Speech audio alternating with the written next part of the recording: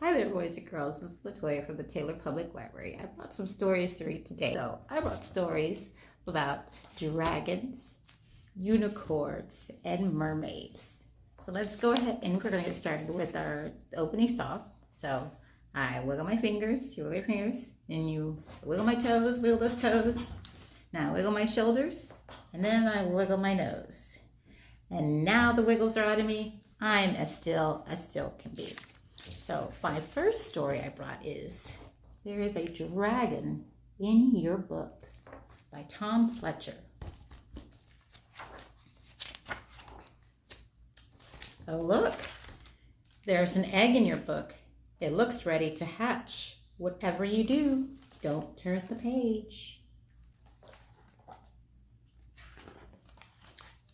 I can't believe you did that. The egg hatched, and now there's a dragon in your book. Don't be scared. It's a baby dragon. Go ahead and tickle her little nose.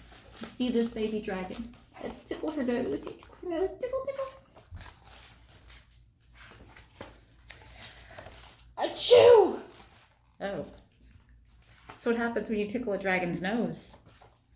Oops. The dragon accidentally sneezed a fire in your book. We need to put it out quickly. Help dragon blow out the flame and turn the page. So let's blow out this flame. Ready? Oh no, your dragon didn't blow out the fire. She blew more fire. Carefully cover the flames by turning the page and tamp it down. That should put them out. So let's go ahead and turn this page so we can put this fire out. It didn't work. They're getting bigger. Don't get too close. If only we could think of a way to put out this fire. We gotta find a way to put out this fire. That's it. Let's use your imagination to put out the fire. Imagine a great big water balloon right in the middle of the next page. Make sure it's full and ready to pop. So let's put our imaginations together and let's imagine a big water balloon. There we go. Perfect. Now use your finger to pop the balloon and get ready for get ready and pop the balloon. Splash. Hooray, you put out the fire. Give the dragon a high five. You can give the dragon a high five. You have a great imagination, and dragon must be a little hungry now. Why don't you use your imagination again and think up a yummy treat for her? How about a triple scoop of yummy ice cold chocolate and strawberry ice cream? Look at that ice cream with sprinkles. Well, that looks delicious. Yes, it does. Yum. Well, dragon must be tired after all that adventure. I think it's time for her to fly home. She's probably very full. She's going to need some help taking off. So we're going to flap the book up and down like giant dragon wings. Let's keep flapping. Actually, what you can do at home, use your arms. Let's flap. I'll flap along and help the dragon. Almost there. Keep flapping. There she goes. Goodbye, dragon. Wave goodbye and turn the... Wait, hang on a second. What's this? Oh, look. More eggs. Whatever you do, don't turn the page. Let's see what happens. Uh-oh. I think it's time to close the book carefully. The end. That was a fun adventure with that dragon. Okay, so I have a flannel board here. We're going to have our 5 little dragons. Okay. So, one little dragon with scales of blue ran to meet the green one. And then there were, how many are there? 2. 2 little dragons sitting under a tree. The red one joined them, And now there are, how many? Three. Three little dragons, wishing there were more. Along came the purple dragon. And then there were four. Four little dragons, happy to be alive, found a yellow dragon. And now there are five. Five little dragons, all out to play. Watch out, they breathe fire is all I can say. All right, you know the colors of these dragons? We've got our blue one, green, red, purple, and yellow. Okay, so next story here is Uni the Unicorn, written by Amy Krauss Rosenthal.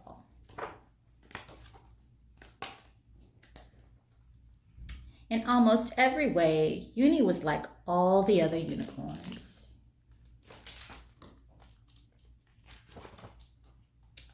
Magnificent mane, though Uni's was extra magnificent.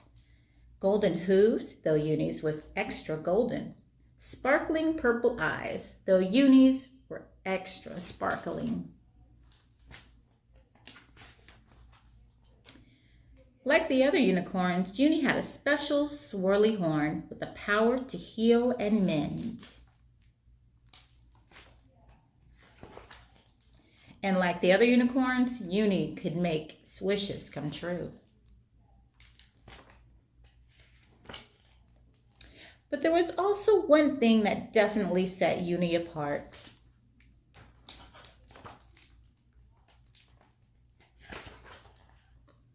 Uni believed that little girls were real.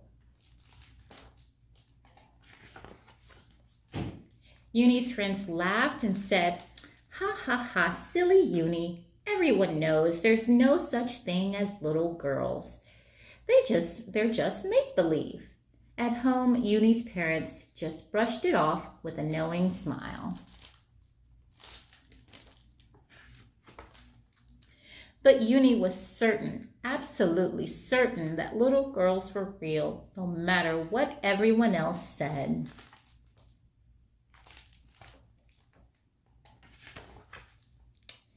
Uni knew that somewhere far away, but not that far away, there was a little girl waiting for a strong, smart, wonderful, magical little. There was a little girl waiting, a strong, smart, wonderful, magical little girl, and she would be the best friend a unicorn could ever ask for. Uni imagined all the things they would do together.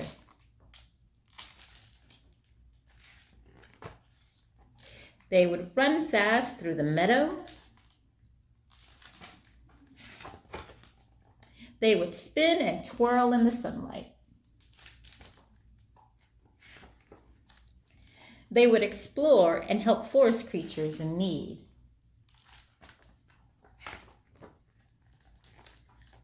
Other times, they would just sit quietly and talk about important things.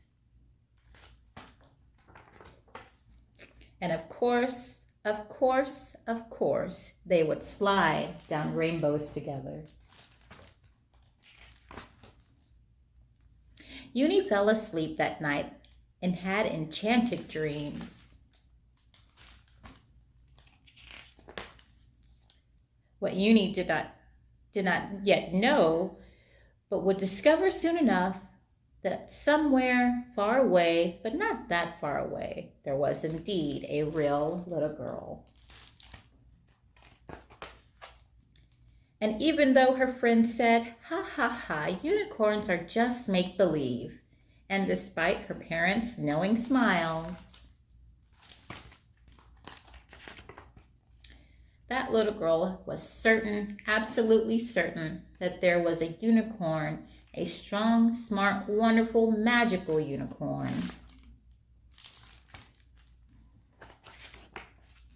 Just waiting to be her friend. The end. Okay, so the song I have here is "If You're a Unicorn and You Know It." So If you're a unicorn and you know it, we're going to gallop around. So if you want to get up and gallop around. And then we're going to shake our glorious mane. And then we are going to sneeze glitter. No, sneeze glitter. You go. Achoo. Okay. So here we go. If you're a unicorn and you know it, gallop around, clip, clop. If you're a unicorn and you know it, gallop around, clip, clop. If you're a unicorn and you know it, your horn will really show it. If you're a unicorn and you know it, gallop around, clip, clop. If you're a unicorn and you know it, shake your mane, swish, swish, swish your mane. If you're a unicorn and you know it, shake your mane, swish, swish. If you're a unicorn and you know it, your horn will really show it. If you're a unicorn and you know it, shake your mane, swish, swish. If you're a unicorn and you know it, sneeze glitter, achoo. If you're a unicorn and you know it, sneeze glitter, achoo. If you're a unicorn and you know it, and your horn will really show it. If you're a unicorn and you know it, sneeze glitter, achoo. Very good. That was a fun one. Okay, so the last story I have, it's Pearl. This is about a mermaid. Her name is Pearl. This is by Molly Idle.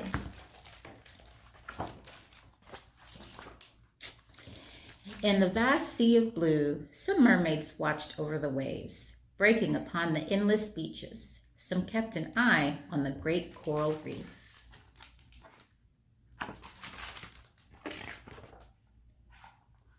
Some tended to the towering forest of kelp rising from the ocean floor.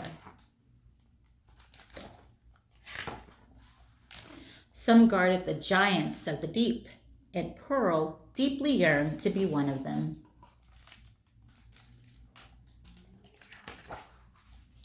Mother, I am big enough to help too, she said. Yes, Pearl, her mother considered. Come with me. I have something very important for you to look after.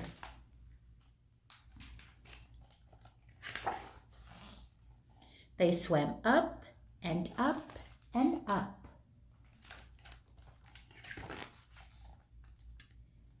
Past the breaking waves until the sandy shore stretched all around them. This, said her mother, is yours. She placed a single grain of sand in Pearl's hand, yours to care for every day and keep safe every night. But Mother, protested Pearl, you said I could help with something important. The smallest of things can make a great difference, Pearl, her mother replied.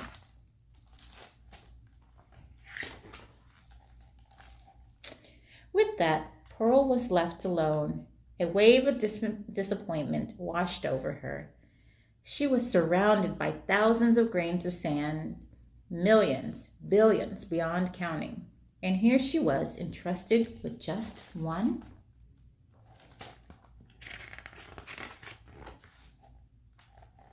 Her heart grew heavy, and the weight of it pulled her down, down, down. Where the salt of her tears mingled with the sea.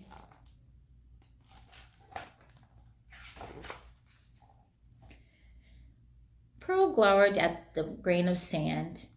She clenched it in her tiny fist. Then, from beneath her fingers came a faint light. But when Pearl opened her hand, it was gone. Pearl closed her hand around the tiny grain again, gently this time.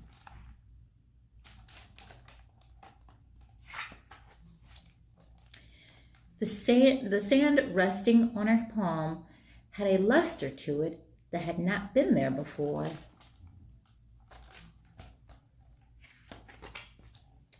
Every day, Pearl preserved it, polished it, and played with it.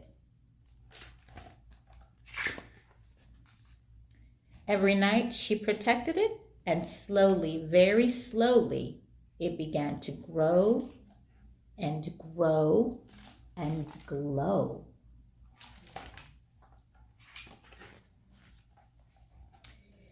And as it grew lighter, as did Pearl's heart, it seemed to buoy them up and up and up, until it rose into the vast sea of stars.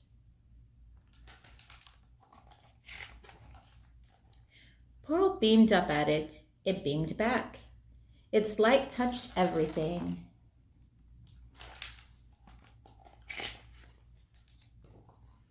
It sparkled on the breaking waves, and the coral created new reefs.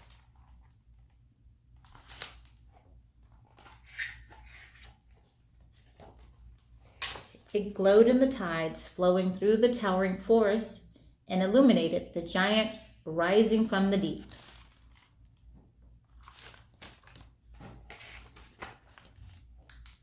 And it shone upon Pearl. The end. Well, that was a really lovely story there. Okay, so I have one last song here called I'd Like to Be a Mermaid. So, I'd like to be a mermaid as pretty as can be, sitting on a rock in the middle of the sea, combing out my hair in the golden sun, swishing my fine tail. Oh, wouldn't it be fun? Okay, let's sing that one again. I'd like to be a mermaid as pretty as can be, sitting on the rock in the middle of the sea, combing out my hair in the golden sun, and swishing my fine tail. Oh, wouldn't it be fun? Very good. Okay, so let's go and do our closing song. So we're going to tickle the clouds. And we're going to tickle our toes. You're going to turn around. And then we're going to touch your toes. You're going to crouch down low. And we're going to reach up high. Story time's over. Wave. Bye. Now, thank you, boys and girls, for joining me for story time. And see you again. Thanks for watching.